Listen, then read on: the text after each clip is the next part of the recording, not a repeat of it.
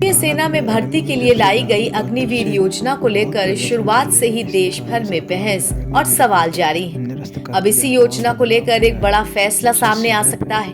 Reports के मुताबिक सरकार और सेना इस योजना के तहत 4 साल की सेवा पूरी करने वाले अग्निवीरों में से 75% तक जवानों को स्थायी रूप से सेना में बनाए रखने पर विचार कर रही है।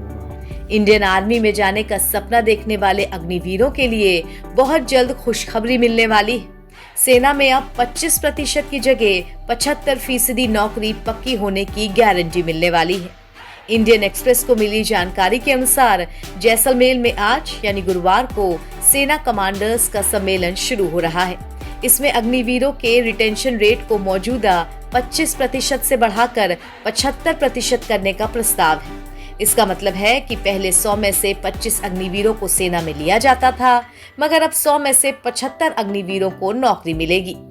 सेना की शीर्ष कमान आज जैसलमेर में आयोजित आर्मी कमांडर्स कॉन्फ्रेंस में इस प्रस्ताव पर चर्चा करने जा रही है। माना जा रहा है कि यहीं से इस बदलाव को लेकर एक औपचारिक घोषणा भी की जा सकती है। ये बैठक ऐसे समय में हो रही है जब अगले साल अग्निवीरों का पहला बैच 4 साल की सेवा पूरी करने जा रहा है, यानी फैसले का असर सीधे उन पर ही पड़ेगा।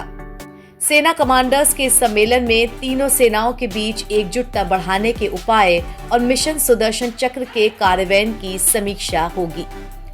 सेना कमांडर्स के इस सम्मेलन में तीनों सेनाओं के बीच एकजुटता बढ़ाने के उपाय और मिशन सुदर्शन चक्र के कार्यान्वयन की समीक्षा एजेंडे में है। साथ ही अग्निवीर वाले प्रस्ताव पर भी मोहर लगने की संभावना है। दरअसल अग्निवीरों का पहला बैच अपने 4 साल का कार्यकाल पूरा कर लेगा अगले साल, इसीलिए उन्हें सेना में शामिल करने वाला प्रस्ताव इस एजेंडे में रखा गया है।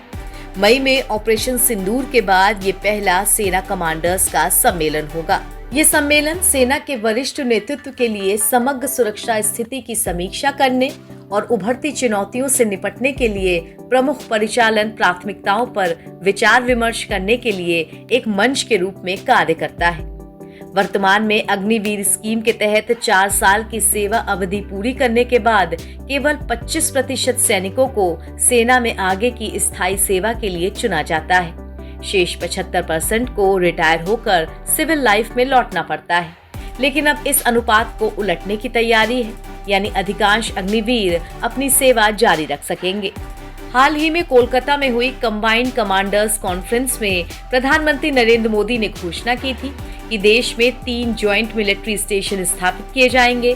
साथ ही आर्मी, नेवी और एयरफोर्स की शैक्षणिक शाखाओं के विलय की प्रक्रिया भी शुरू करने का निर्णय लिया गया था।